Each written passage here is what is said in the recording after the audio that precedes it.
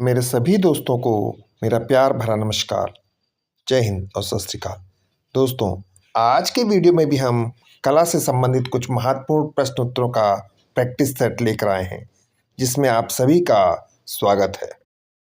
पहला प्रश्न है, हड़प्पन सील का उपयोग मुख्य रूप से किस लिए किया जाता था? प्रश्न है, हड़प्पन सील का उपयोग मुख्य रूप से किस लिए किया जाता था?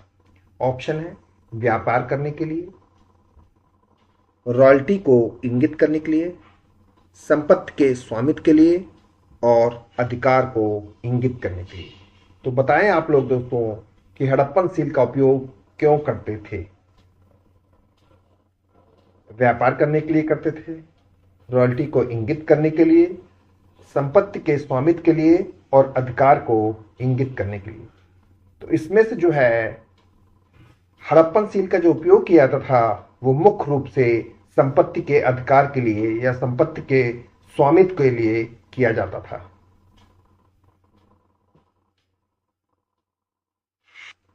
अगला प्रश्न है, डोमाबाद या दाइमाबाद किस नदी के तट पर स्थित है? क्या प्रश्न है? दाइमाबाद या डोमाबाद किस नदी के तट पर स्थित है? ऑप्शन है मदार, रंगोई, भोगवा और गोदावरी। तो दोस्तों, दाइमाबाद या डोमाबाद जो है वो गोदावरी नदी के तट पर स्थित है। कहाँ स्थित है? गोदावरी नदी के तट पर। अगला प्रश्न है, सील में पीपल वृक्ष पकड़ी हुई दो महिलाएं किस स्थान से संबंधित है? प्रश्न है, सील में पीपल वृक्ष पकड़ी हुई दो महिलाएं किस स्थान से संबंधित हैं? लोथल से संबंधित है, कोट डीजी से संबंधित है, चहुदड़ों से संबंधित है कि बनावली से संबंधित है? तो सील में पीपल वृक्ष पकड़ी हुई दो महिलाएं जो हैं वो चहुदड़ों से स्थित है, संबंधित है। कहां से संबंधित है? चहुदड़ों से संबंधित है। अगला प्रश्न है, देवी मां या मदर गॉडेस क्या है? देवी मां या मदर गॉडेस की सबसे विशेष विशेषता क्या है? What is the most important feature of mother goddess? देवी मां या मदर गॉडेस की सबसे विशेष विशेषता क्या है? ऑप्शन है, घुमावदार आंखें हैं, हार है, पंखे नुमा आकार की टोपी या गोलाकार स्तन। तो दोस्तों, जो देवी मां थी या मदर गॉडेस हैं उनकी सबसे प्रमुख विशेष विशेषता है पंखे नुमा आकार की टोपी। क्या है मदर गॉडेस की विशेषता? पंखे नुमा आकार की टोपी। अगला प्रश्न है, गंगा के किनारे मौर द्वारा निर्मित विशाल लकड़ी का किला कहाँ स्थित है? प्रश्न है, गंगा के किनारे मौर द्वारा निर्मित विशाल लकड़ी का किला कहाँ स्थित है? ऑप्शन है, बिहार में, उत्तर प्रदेश में, मध्य प्रदेश में, पाटलिपुत्र में। तो दोस्तों, इसमें से इस प्रश्न का सही आंसर होगा बिहार। क्या है? बिहार। गंगा के किनारे मौर द्वारा निर्मित विशाल लकड़ी का किला बिहार में स्थित है। अगला प्रश्न है, निम्नलिखित में से किस सम्राट ने धर्म और दर्शन पर अपने विचारों की व्याख्या करने के लिए पत्थर का उपयोग करना शुरू किया? प्रश्न है, निम्नलिखित में से किस सम्राट ने धर्म और दर्शन पर अपने विचार की व्याख्या करने के लिए पत्थर का उपयोग करना शुरू किया? ऑप्शन है, अशोक, कुणाल, संप्रति और देवावर्मन।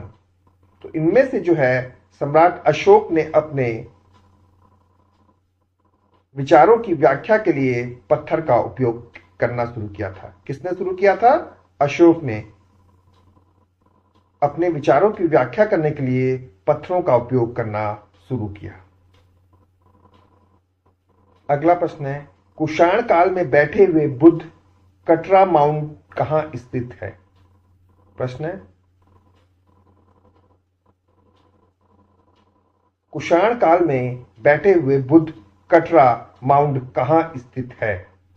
ऑप्शन है, सरकार संग्रहालय मथुरा, पटना संग्रहालय, राष्ट्रीय संग्रहालय नई दिल्ली और राष्ट्रीय संग्रहालय यूपी। तो बताएं आप लोग, कुषाण काल में बैठे हुए बुद्ध कटरा माउंट कहां स्थित है? तो दोस्तों, कुषाण काल में जो बैठे हुए बुद्ध हैं, कटरा माउंट, वो सरकार संग्रहालय मथुरा में स्थित है। कहाँ स्थित है? सरकार संग्रहालय मथुरा। अगला प्रश्न है, जैन धर्म के 24वें तीर्थकर की एक वर्ग पीठ पर बैठे हुए मूर्ति की मुद्रा को क्या कहा जाता है? ऑप्शन है वज पर्याकासन, वज पद्मासन, योग पीठ मुद्रा और सूर्य नमस्कार। प्रश्न एक बार फिर से देख लीजिए।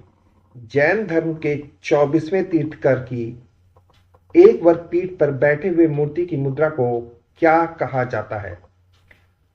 वज पर्यासन, वज पद्मासन, योग पीठ मुद्रा और सूर्य नमस्कार। तो क्या कहते हैं दोस्तों?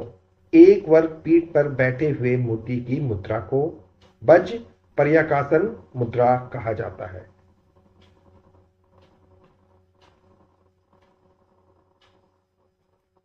अगला प्रश्न है, पत्थर की मार विजय मूर्तिकला किस गुफा संख्या में स्थित है? क्या प्रश्न है? पत्थर की मार विजय मूर्तिकला किस गुफा संख्या में स्थित है? तो ये कहां पर पूछा जा रहा है? अजंता के उपलक्ष्य में पूछा गया प्रश्न है। गुफा संख्या 10 में, गुफा संख्या 15 में, गुफा संख्या 26 में और गुफा संख्या 20 में। तो दोस्तों, पत्थर की मार विजय नामक जो मूर्ति है या मूर्तिकला है, वो गुफा संख्या 26 में स्थित है। कहां स्थित है पत्थर की मार विजय? गुफा संख्या 26। अगला प्रश्न है, what is the means of warm house? प्रश्न ये भी पूछा सकता है कि what is the means of warm house? गर्भ घर का क्या अर्थ है? किसका? गर्भ घर का क्या अर्थ है? ऑप्शन है गर्भगृह, मंडप, शिखर और अमालका। तो दोस्तों, जो गर्भगृह है या वॉर्म हाउस है, उसका अर्थ है गर्भगृह। क्या है? गर्भगृह। किसका अर्थ? गर्भ घर का या वॉर्म हाउस का। अगला है, इनमें से कौन सा भारतीय मंदिर का हिस्सा नहीं है? क्या प्रश्न है? इनमें से कौन सा भारतीय मंदिर का हिस्सा नहीं है? Which of the following is not a part of Indian temple? Option है विमाना, जगाती, कैलाश और वशारा। तो दोस्तों, इसमें से जो है वो वशारा जो है, क्या वशारा, वो भारतीय मंदिर का हिस्सा नहीं है। अगला प्रश्न है, निम्नलिखित में से कौन सी मंदिर वास्तुकला शब्द दिक्प्लास का उपयोग करता है? क्या प्रश्न है?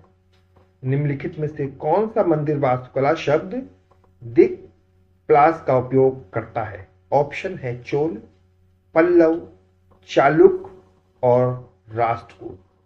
तो दोस्तों, इनमें से जो चोल वंश है या जो चोल हैं, वो मंदिर वास्तुकला शब्द में दिक्प्लास का प्रयोग करते हैं। कौन? चोल। अगला प्रश्न है, which temple is attribute to king Ganda? क्या है? Which temple is attributed to king Ganda? राजा गांडा से कौन सा मंदिर संबंधित है? क्या है? राजा गांडा से कौन सा मंदिर संबंधित है? ऑप्शन है सूर्य मंदिर गुजरात, जगन्नाथ मंदिर, कंदरिया महादेव मंदिर और कोणार्क का मंदिर। तो इनमें से कंदरिया महादेव मंदिर जो है वो राजा गांडा से संबंधित है। कौन सा? कंदरिया महादेव मंदिर राजा गांडा से संबंधित है। इसे 1065 ईस्वी के लगभग बनवाया गया था और यह मध्ययुगीन स्थापत एवं शिल्पकला का उत्कृष्ट उदाहरण भी है। प्रश्न है, ब्लैक पगोड़ा में भारी पहियों के कितने जोड़े हैं? क्या प्रश्न है? ब्लैक पगोड़ा में भारी पहियों के कितने जोड़े हैं? ऑप्शन है 10, 14, 12 और 16। तो दोस्तों, ब्लैक पगोड़ा में जो है वो भारी पहियों की संख्या के जोड़े जो हैं वो 12 हैं। कितने हैं? 12।